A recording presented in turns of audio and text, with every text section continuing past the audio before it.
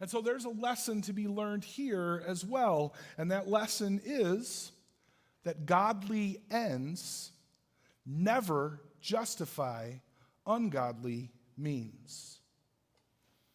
And so I was thinking this week about some examples of that. I came up with a couple. First, truth.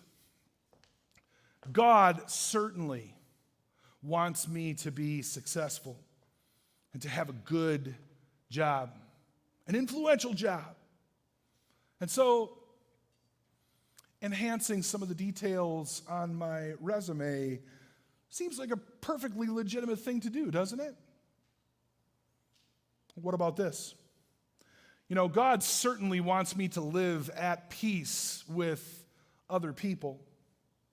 So, little lies, not harmful ones, but just little lies, told to kind of grease the wheels of my relationships, seem perfectly justifiable, don't they?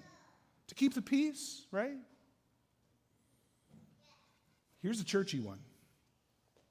What about omitting the more difficult or challenging aspects of the gospel when we are sharing our faith with others?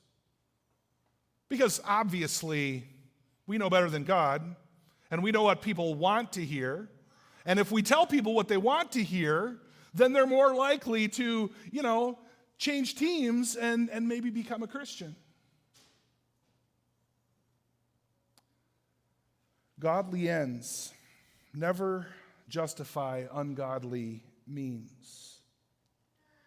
Look, God desires that we do the right thing in the right way, without exception.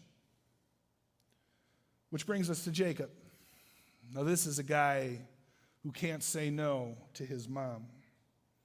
As we said, Rebekah came up with this plan, came up with this scheme, and it was a sinful scheme. A sinful scheme. Well, she presents it to Jacob, and what is Jacob's response? Well, Jacob's response is not, Mom, this doesn't seem right. Why don't you and I go together and talk to Dad about this?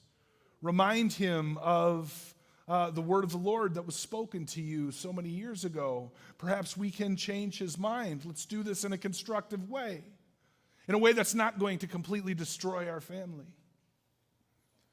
Jacob's response is also not, Mom, this doesn't seem right. But why don't we go get down on our knees and inquire of the Lord on this?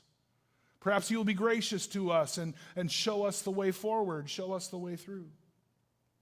No, Jacob's only response is some concern about the potential of getting caught in the scheme, bringing down a curse upon himself rather than a blessing.